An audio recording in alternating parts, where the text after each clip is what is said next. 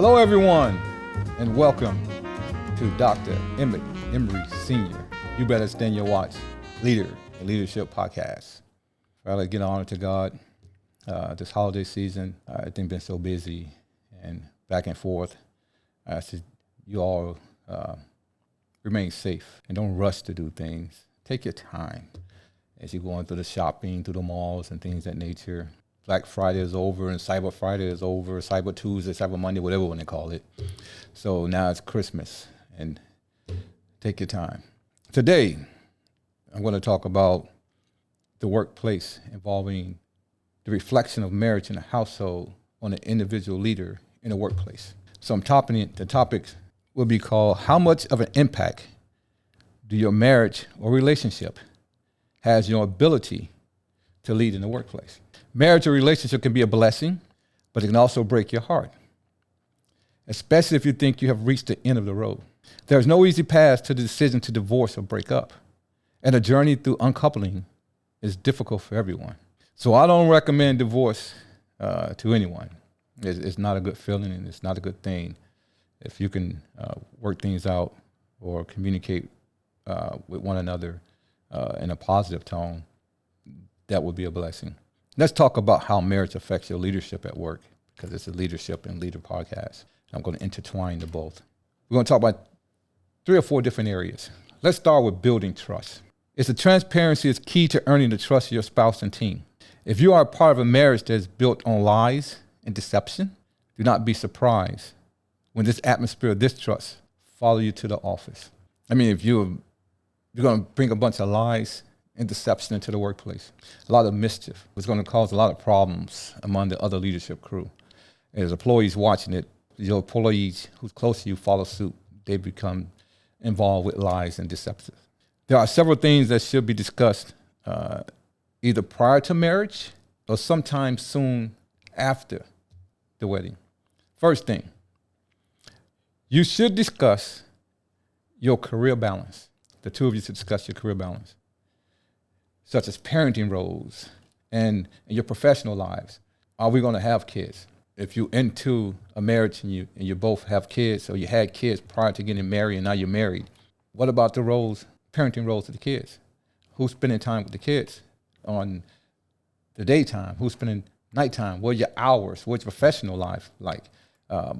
Along with work, are you going to school? Are you going to school? If you're not going to school, do you got a hobby? Things of that nature.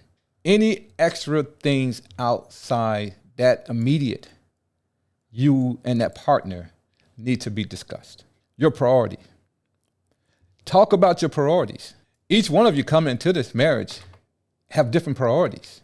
So characterize your priorities. One should write the priorities. Each individual should write their priorities down. Put your first 10 priorities. You both take your first 10 priorities and you bring together and you discuss your priorities. And then you see how you can mesh those priorities into one list. And then you come to agreement on those priorities. Because if you don't, you're going to have, ketchup going to have one priority and mustard going to have the other. And then ketchup going to be doing ketchup thing and mustard going to be doing mustard thing. And you won't be together as a unit. And then you're going to bring that separation of working together as a team to the workplace. Division of responsibilities. You must have a clear path for handling parenting duties and making important decisions together. If you do not make important decisions together as a team, you will often find yourselves overwhelmed and unsure of your roles, leading to unnecessary stress and miscommunication. You have to have a division of responsibility. You can call it area responsibility. You're responsible for the kitchen. You're responsible for the bedroom. You're responsible for doing the clothes. You're responsible for the kids. You're responsible for picking up the kids. You're responsible for dropping off the kids. Areas of responsibility. You're responsible for paying this bill. You're responsible for paying that bill. Being the preferred parent. This is a good one. Means that whenever the child or children need anything, like playtime, mealtime, and bedtime, that parent's the one expected to take care of it. Usually that parent is even approached by the child. So we know you work 8 hours or 10 hours. Both parents might be doing that. And then you get home with the kids, and as soon as you sit down, your eyes close and you're tired. And then you don't spend any time with that child. And the other parent trying to cook and do everything else and clean, and they don't spend any time with the family. With the child. So now that child is neglected because you failed to be that preferred parent. That child going to come to you. When that child come to you and you still don't interact, that's not good. I know what it feels like to be a child that's neglected, and it's not a good feeling. And that neglection that happens to you, it doesn't matter what age. If it's 3, 2, 4, 6, 7, that stays with you. And it's always in the back of your mind that you become an adult. So parents need to understand that the things that happen when you're a child has the impact upon you, whether negative or positive. And you might put it to the back of your mind as you go through life, but something happened to trigger and that comes back up. And then it has an impact upon who you are as an individual. Mental health. Yeah, I know you're probably thinking, I didn't know that person a nut or not before I married him. That's not what I mean by mental health. Mental health, I mean, it emphasized the importance of prioritizing discussions about mental health. Mental health itself makes you talk about mental health, is what I'm saying. You have to talk about mental health. You will be able to create a safe space to share your struggles, support each other's growth, and cultivate a stronger bond. A person could have had a tough childhood. I was raised in a low-income area in the projects of the city of Chicago. Yeah, there's some mental things that stayed with me then. A person could have been raised in a country that has a lot of violence, and they around a lot of violence, a lot of shooting, like the things that are going on in the wars now in the different countries. Yeah, that can have a mental impact upon you. I'm a veteran. Some veterans go to war, and I was in the Desert Storm, Desert Shield War. Some veterans go to war, come back, and then they come back and they have mental issues. If that spouse doesn't know about that, and then things happen in their marriage that triggers that mental part, illness that's there, and that person just explodes or shut down, that spouse needs to know why. So yes, you need to discuss the mental illness part. I think that's the part that no one really discusses now going into these marriages. Because either you're going to have a small bit of mental illness or you're going to be a blown out crazy person. But you need to know that before you marry that person. Love languages. Love the whole ideal of your partner, not just part of it. I think the difficult part of women does this. I don't know too many men that does. A woman will rank you on a scale of 10. They'll rank you from 1 to 10. Very seldom do a man get a 10 before they're married. They might get high as 7 or 8. And then after they're involved with the marriage for a while, then that female probably give them a 9 or 10. I know they just don't give out 10s. So you have to love that whole person, not just half. I like the way that person talk during short conversations, but I don't like the way that person does a long conversation. I like the fact that person work together with me as a team, but I don't like it when the person doesn't do what I say do. No, don't separate that individual into sections. Love the whole partner. So it can be a more one-size-fits-all approach to showing affection. As you grow, though, as a couple and an individual, you realize that your preference for receiving affection are more specific and unique. The affection that you showed or gave that individual during the dating stage changes when you become married. Why? I'm not sure. Is it because you become more comfortable, or is it because the challenge is over and you have that person? So you don't have to do some of the things that you did to keep that person, to get that person, to make that person happy, because now you're married. No, you keep that going. Some things might change based upon the marriage than what you did when you dated. So now you become creative in your marriage and you find new things to do versus the old. Because you continue to do the old things that you did when you're dating, then you get married, you're not creative. It becomes boring on both sides. And then that causes problems and issues. Childcare. I see a lot of this. There's a lot of issues with this at work. You and your partner should communicate effectively about how you will handle childcare. If you discuss each of your goals and priorities regarding childcare early and more often, it will help you in avoiding confrontations. You should have money set aside for childcare. You decide on who you're going to do for childcare. One parent might say, my sister's going to watch the kids. The other parent might say, my mother's going to watch the kids. but you don't talk to each other. So you make arrangements to drop the kids off at your sister, and you make arrangements to drop the kids off at your mother, and then it come time to drop the kids off, and you made plans with two different people because you have not talked about childcare and how things are supposed to be done. Are you going to actually go to a child care facilities? How much is that going to cost you? Is a bus, is transportation involved? Is meals involved? You have to talk about childcare when you have small kids, or even when you're having kids. You get married and the individual is pregnant. Individual financial goals. By not discussing it, you will inadvertently set yourselves up for unforeseen tensions, from different spending habits to varied investment philosophies. Not addressing these matters early on would lead to several uncomfortable situations. You will often find yourselves at odds with each other's approach to spending and saving. Before you marry, you got two different individual accounts.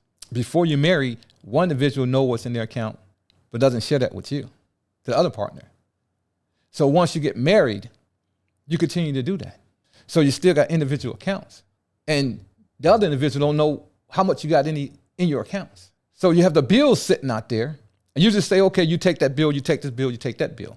But you're not working as a unit, as a team. The money is not for the household, as it should be. The money is for the individual. And those problems arise from that. So one person could be struggling financially, paying their part of the bills, and paying their personal bills they had when they came into the wedding, into the marriage that they didn't discuss. And the other person probably okay, don't have those particular bills that the other individual have, and have the money in the bank. So that person who's struggling financially and paying the bills and can't accept a credit card and things of that nature, I see this other person use their money loosely or always have money to spend or shop or things of that nature or to travel. They get frustrated. Say, wait a minute, it should be one household, one fund to help pay the bills, to help keep happiness. I'm not saying that wife or that husband should not have their own individual account. I'm saying they should be communicating to each other about that one particular account, joint account, that they should have for the household and for the bills. So what happens if you pass away and you haven't done a will, but you have that money in the account? What about your spouse? So they say, okay, that money has not been allocated, there's no will, so that money in the account, we take and do something else with it. I don't know if they can do that or not. I'm just saying, what if that happens? Did that other person who's been there for you, who's your spouse, do not get that part because it wasn't allocated in as a unit? Think about it. Individual financial goals. That should be discussed before you get married. How much money do you make? Do you know how much the other person makes? What's the dollar amount of your bills that you have? Do you know how much bills that person have? And when you get married, you marry on the assumption that you're going to make sure that both individuals are debt-free, if possible. You're going to help the other individual because you're one now with their bills. That's the assumption that some have going into a wedding or going to a marriage. That, okay, now I got to help. But if you still have separate identities, separate accounts, you're doing the same thing, living the same way with the same bills that you were when you wasn't married. So nothing has changed from that. It's just that you have a marriage certificate. Hopes and dreams. Communicate your evolving hopes, dreams, and aspirations. They continuously evolve as we grow as people.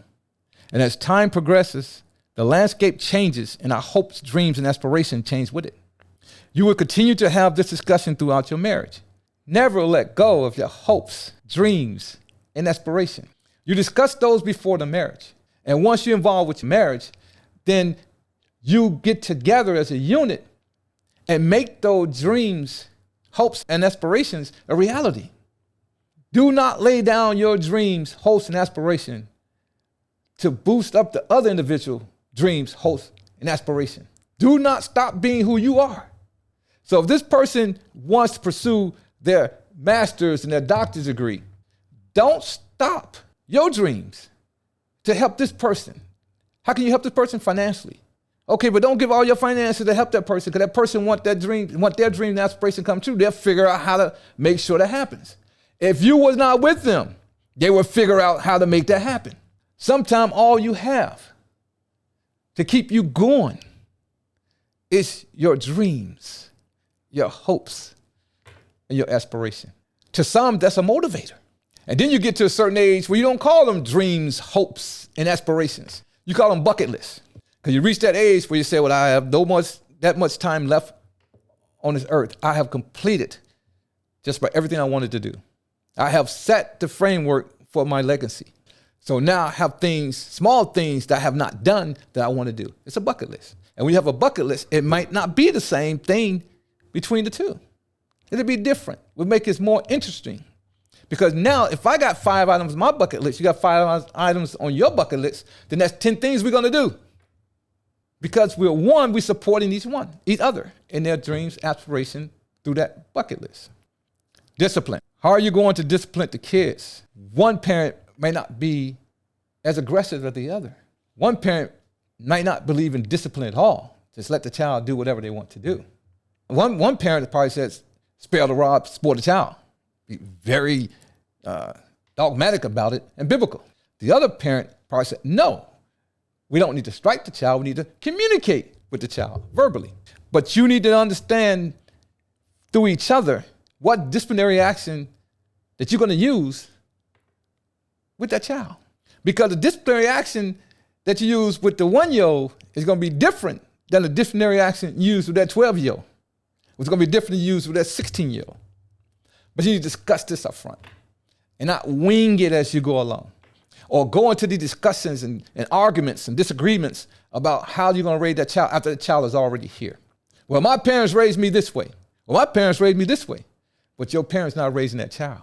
You two are raising that child. Your parents already raised you. Discipline within the marriage. Respect each other. Talk to each other.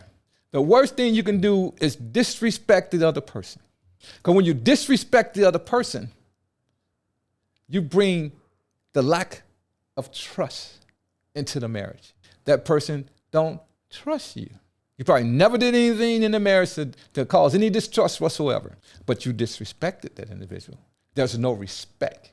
Because you don't respect that person feel like you belittle them, you talk down to them. You don't work as a team. You're individualist. It's all about you. But they don't trust anything about you then because they feel that you're not there for them. Discipline. Building trust in the workplace. Share information openly and candidly with your team and keep them updated on what's going on in the company. The worst thing you can do is you can be the director of operation and your senior operation manager sitting in the meeting and the president asks a question to the senior operation manager and the senior operation manager ain't got a clue what's going on because you have not shared that information with them. Or assistant manager working with the hands-on with the team lead and the workers, and as a meeting happened and the director of operation, senior operation manager, or even the warehouse manager asking questions to the workers and the team lead about a project, and they have no idea what's going on. So they walk out there and see that a certain project being done a certain way, and emails came out that's supposed to be done another way. And they are 5 hours into that project. They got to stop it and start over. Why? Because the communication wasn't there. So now you got different types of motivational attitudes, body language and vocal from that mishap. Keep your promises to be honest, reliable, and consistent. Do not promise the associate something and do not go through with it. Because it's just like your kids. They're not going to forget what you promised them. That's a motivator to them to go forward with something. Do not promise them you give them monthly bonus. They hit certain productions. And then they hit those numbers. And 2 months pass and they haven't received a bonus.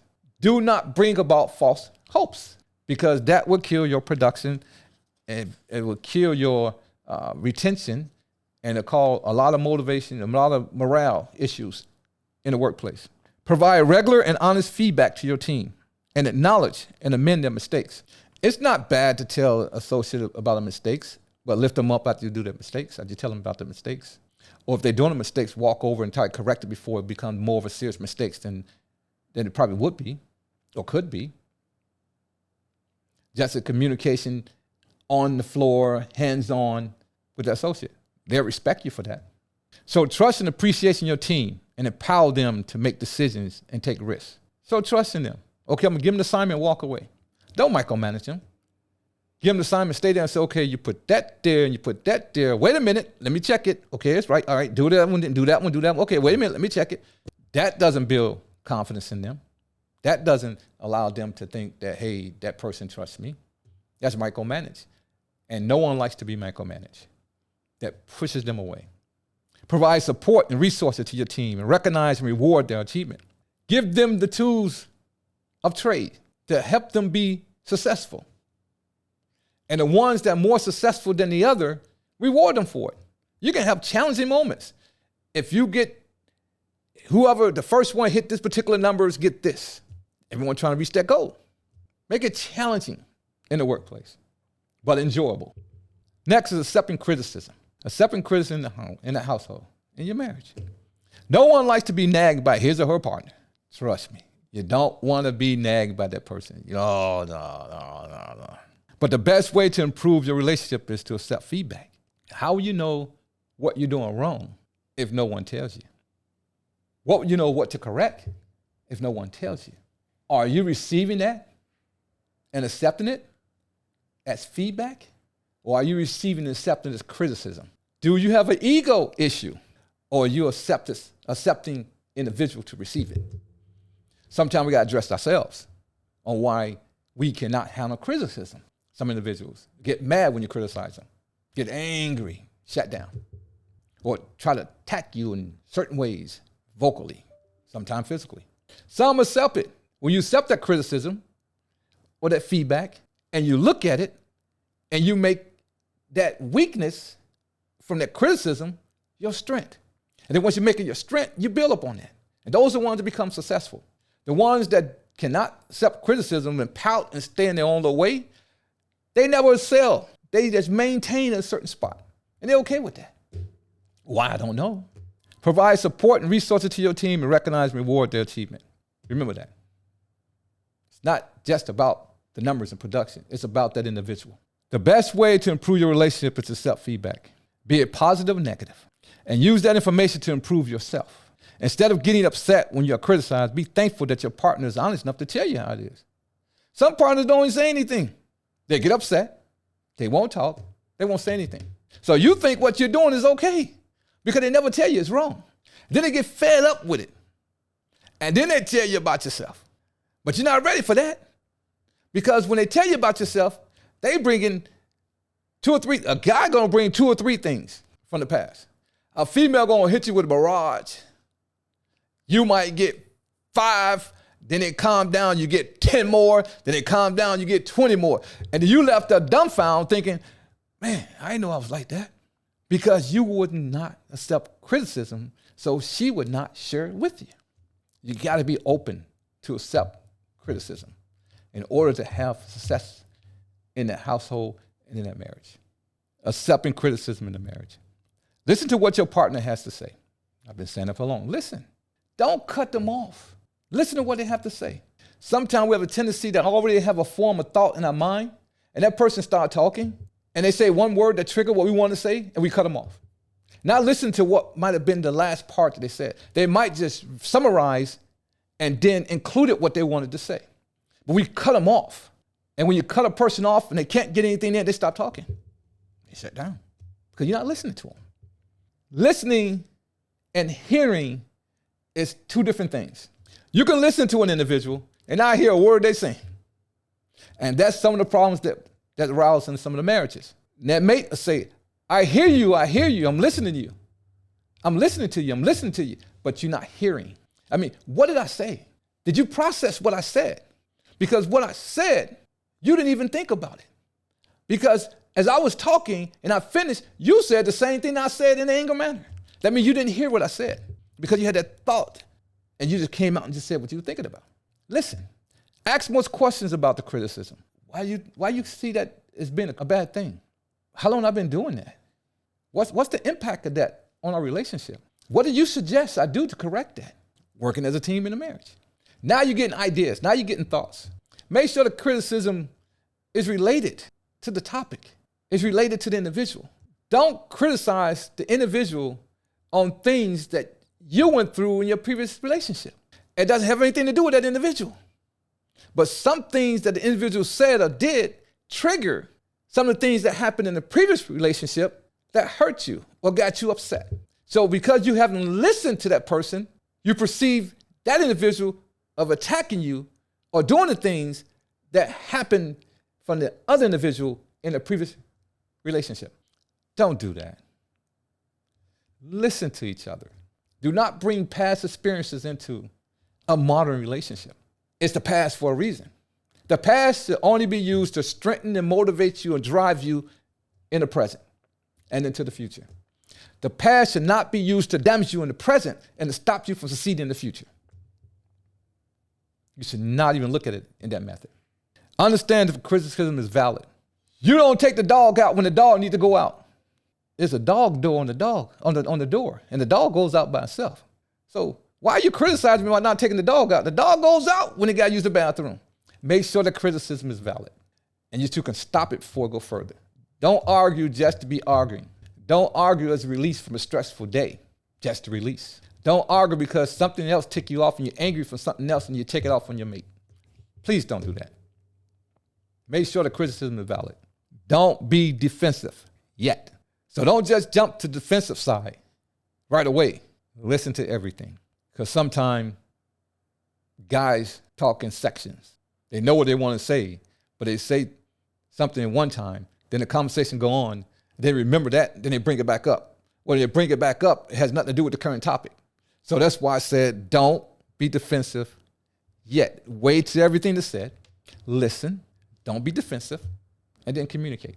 You shouldn't be defensive at all. You should be open to the criticism, both of you, not just one.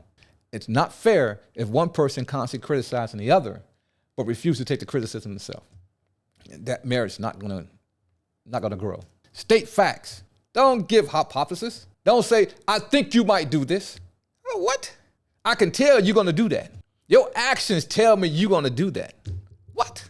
Facts. You did this and you did this at this time, this day. That's facts. I saw you do this because I recorded it. Well, that's facts. State facts. Accepting criticism in the workplace. Control your reaction and try not to take it personal. Some leaders take it personal. Start crying, start getting emotional, start getting upset, start cursing, walk out of meetings, showing so much emotion.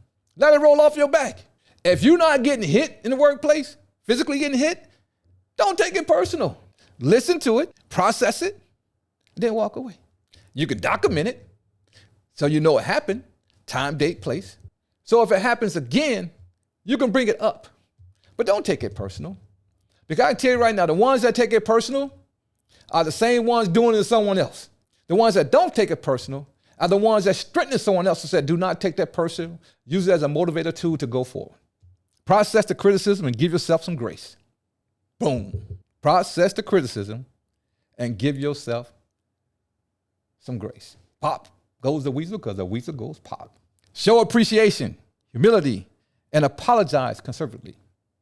Apologize. Y'all say apologize. You're not in the wrong if you tell the employees that work for you, oh, I'm sorry, I made that mistake. I know back in the day when I first started managing, I've been managing for over 35 years. You was told, never let the employees know that you made a mistake. That makes you look little and worthless. Well, why not? They know you made a mistake because they're looking at what happened. But you're not going to say you made a mistake. Who you going to say? That the employee did it? They know who made that mistake.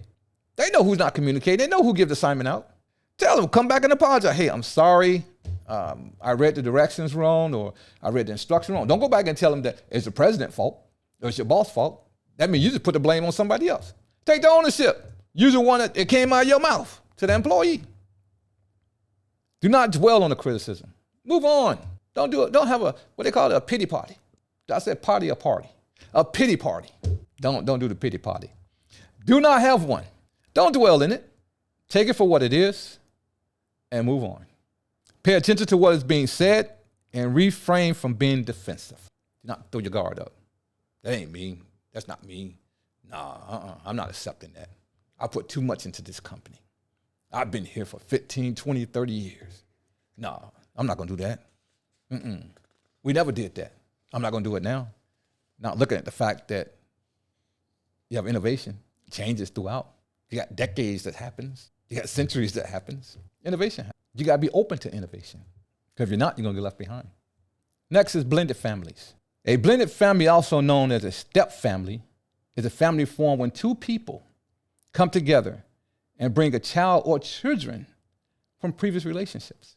Blended family issues may also occur when parents with adult children marry each other. Adult children may not approve of the marriage or worry that their parents is being taken advantage of. The reality is that adult children do not have as much time of exposure to the new spouse, which can make it more difficult to bond and connect. No, you don't have that much exposure because that other spouse is not your biological parent, but you're an adult child. So you're an adult child, 22, 23, 25, 27, 30, 32, 35, 40, that living your own life, that have your own agenda. That's not waiting for your parents to tell you what you can do. Actually, my daughter, who's 26 and at 24, she told me, I'm grown. You can't tell me what to do. I took a step back. I thought about it. I was a little pissed off about it because I'm dad. But she was right. You're grown. I can't tell you what to do. I can explain to you what I did at that time when I was your age. I did that once.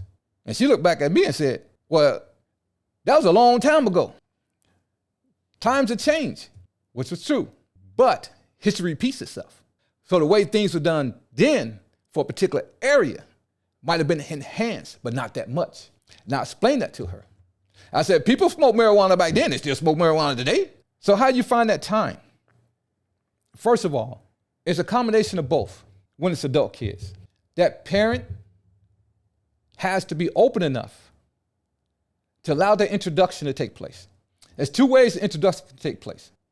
The introduction can take place with the parent and the adult kids, when the kids from both sides in the same room together, introducing each other. That way you got face-to-face introduction, communicating, blah, blah, blah, blah. It can take place when that child call that parent coming into the family. Hey, I'm catch up. I'm the oldest child, and I know you're interested in marrying my mother, and I have a few questions just to get a feel of who you are. Or that parent can call that child and make an introduction. Hey, how are you? There's no disrespect, I'm calling you. I just wanted to get a chance to talk to you, tell you who I am, and tell you a little bit about me.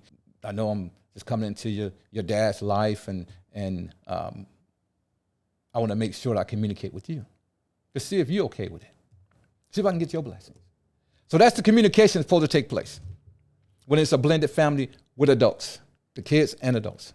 How does one work at the dynamics of a blended family, especially when adult children are involved? This can be a tricky proposition. Why? Because everyone has their own lives, their own preferences, and their own opinions, especially if it's a mixed couple and a blended family. You raise with different cultures, what makes it more interesting.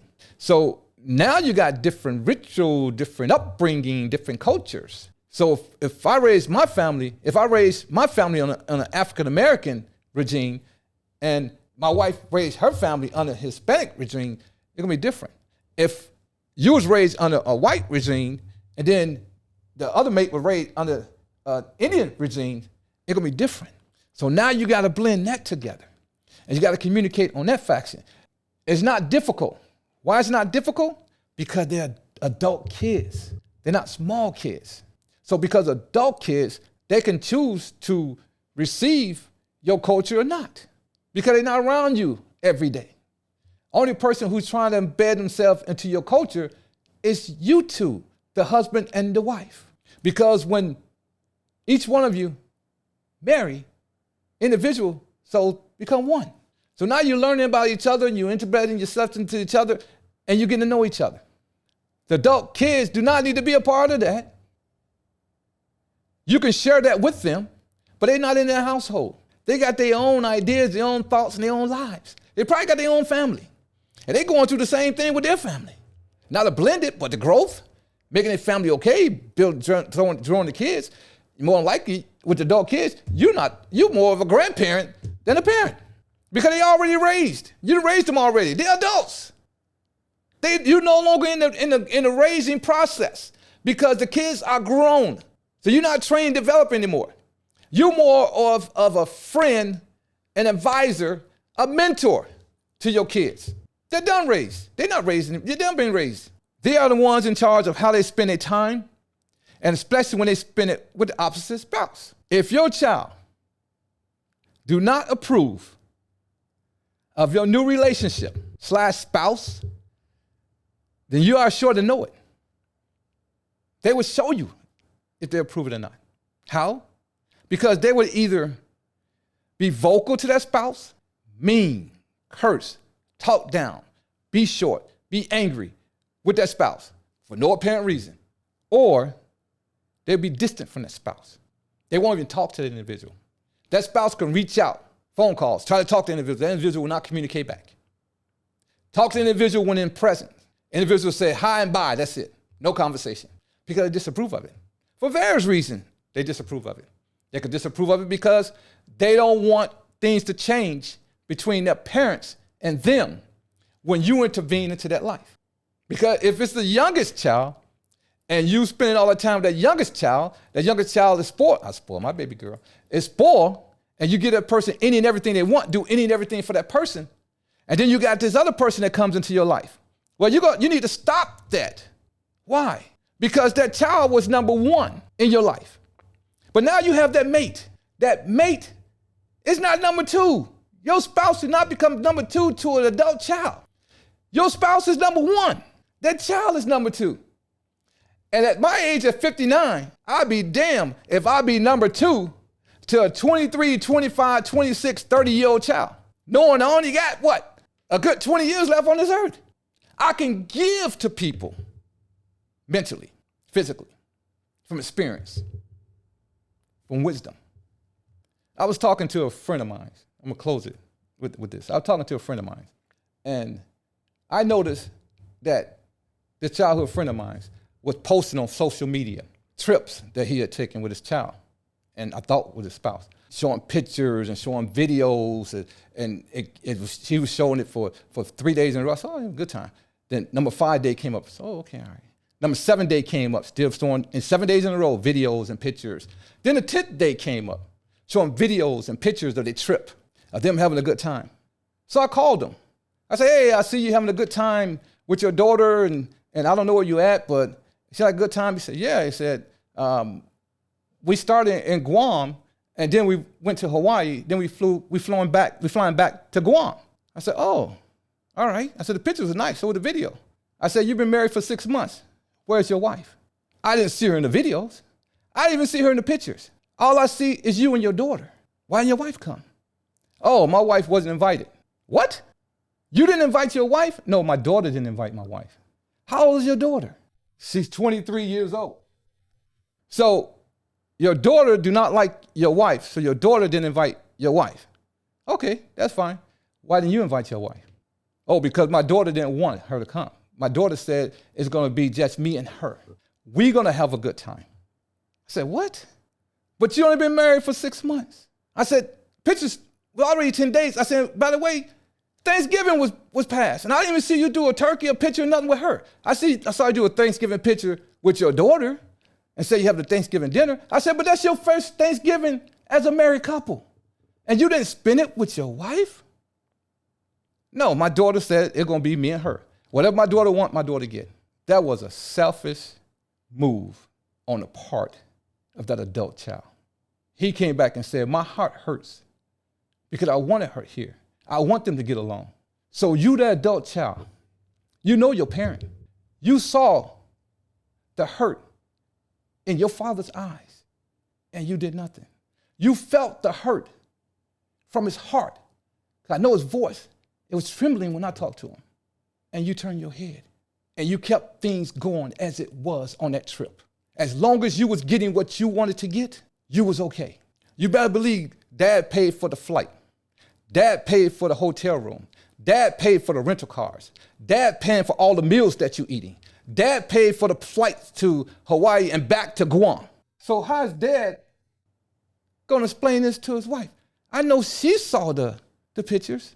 I'm not saying that a parent should not go on a trip with their child. A mother should not go with a son. A father should not go with his daughter. But when a child say they don't want that other parent to go, that's wrong. You invite that other parent. You give that other parent the opportunity to say no out of respect and discipline for that other parent. The other parent might just say, no, you spend time with your dad, I don't need to go. No, you spend time with your mom, I don't need to go. That's the time you guys have. Because you need to have that quality time with that child. That's your baby. You raised that child. That's not what I'm saying. I'm saying do not be selfish, adult child. That woman at home, I told him, that woman at home is hurting. You think you're hurting, it's hurting you, it's hurting her. When the last time you called her? Oh, I'm not gonna call her because I don't want to get into any disagreement. What? When the last time you text her? Oh, I'm not texting because I don't want to get into disagreement. It's been 10 days you have not communicated with your wife. Do you think you're gonna have a wife when you get home? Pop goes the weasel, when the weasel goes pop. I said, if you want to save your marriage, you cut that trip short and take your butt home and save your marriage. No, I'm not going to do it. My daughter wants me to be here, so I'm going to be here. I said, why is that trip so important? Oh, because she's discharging from the military in January or February. What? You just saw her in May at your wedding, and you spend 20 days with her. You're going to spend 20 days with her. Then you get to spend the days with her again in January, February.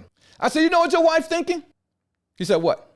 Your wife thinking that if you're going to disrespect her like that and go with your child for 20 days, your adult child, and when your child discharged, that your child is going to end up staying with them, you guys, at their house. Something you have not discussed, have you? I'm not going to worry about all of that right now. I'm just going to enjoy myself right now, and I deal with all that when I get home. I said, wow, okay. I said, some things don't change. I said, you the same idiot you was when we was young. I said, so what are you doing? I said, are you meeting her on base? She's standing on base. I said, you go get her every morning, or does she come and just park her car and then you guys just go and enjoy the day? He said, no, we stand in a hotel. I said, oh, so you're spending more money on 2 rooms? No, I got 1 room. I said, oh, okay, all right. Tell me that you have 2 beds or a couch that you sleeping on. No, we got 1 king bed. Oh, my goodness. I just shook my head. I said, do you really want to continue this conversation? Or do you just want to just go and hang up and not talk to him? I said, I love you like a brother because we grew up together. I said, but I want you to understand that every action has a reaction. I said, that's not right. You and your daughter sleep in the same bed. So why not? He said, we've been sleeping in the same bed since she was age 9. Whenever we're alone, we sleep in the same bed. What? I said, dude, I might have to hang this call up because I'm finding out too much stuff I think is inappropriate. Yeah, I have my pajamas on. I said, what? He said, I have my pajamas on. He said, I sleep in my pajamas. He said, she goes sleep in her bra and panties, but I have my pajamas on. So that makes it okay. Inappropriate. So inappropriate. If any parent out there is sleeping in the same bed with your adult child, whether it be male with a mom or female with a dad, you need to stop it. And if it's been going on since childhood, that adult child, I'm not telling you what to do, but I'm encouraging you to seek help because there are psychological damages there that no one is looking at. Whether you reject it, whether you cling into that parent, whether you have trouble with relationships, whether you have trouble communicating with other people, there's issues. Why? Because the important thing, or the most serious things that happening with that is that adult child has no sexual activity whatsoever taking place. I'm not saying it's sexual. You don't have to be sexual at all. But if you're sleeping in the same bed and you're cuddling, that's intimacy. And intimacy is the prelude to foreplay. If you're cuddling, if you're stroking each other's hair, if you're rubbing each other's face, if you're holding each other's shoulders, if you're rubbing up on each other back to back or whatever, that closeness, the physical touch is intimacy. Some people say, oh, you got all sorts of intimacy out there. What you talking about? I didn't know physical intimacy. I'm gonna say intimacy with you. I'm gonna go through 4 of them with you. You got intellectual intimacy. Refers to sharing your ideas, opinions, and life perspectives. It may also involve intellectually challenging each other and being open to learning, or at least considering the other person's idea. That's intellectual intimacy. Spiritual intimacy means feelings close, validated, and safe, sharing your innermost ideas and beliefs on life's purpose and your connection with divine energy. It's still a blur concept because it may defer different things to different people. Spiritual intimacy doesn't necessarily mean both people have the same beliefs, but it may involve sharing a broader concept of spirituality. Emotional intimacy is a sense of closeness and connection with another person that involves sharing of feelings and expectations of understanding, affirmation, and caring. Your emotions, intimacy, where you both feel each other, had to know what each other next move. Physical intimacy is the touch and closeness between bodies that can express love, affection, or attraction. Physical intimacy can include sensuous and sexual activities, such as kissing, cuddling, and sex, as well as non-sexual activities, such as holding hands, hugging, running your hands through their hair, sitting on their lap, and letting them lay their head on your lap. Physical intimacy is a method used to enhance the emotional bond and satisfaction of the partner. If both you have to seek help, both seek help. Stop it. Blended workforce is a workplace strategy that combines a variety of different employees with a different work arrangement. A blended workforce can include full-time, part-time, temporary, seasonal, contract, and permanent workers, as well as a freelancer and workers from the gig economy. The goal of a blended workforce is to meet the business needs of a company by having access to a variety of skilled talent when they need it. A blended workforce can also improve productivity, satisfaction, motivation, collaboration, and workplace utilization and reduce negative outcomes. A leader can lead the blended workforce with clear communication and expectations. To successfully manage your blended workforce, it's crucial to prioritize clear communication and set expectations from the very start.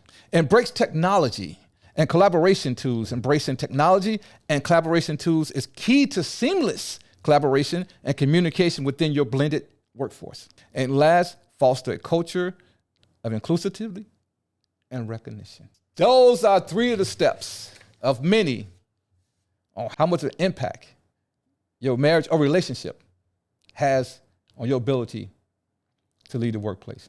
Well, I want to thank you for tuning in, and God bless you all. And until we meet again, goodbye.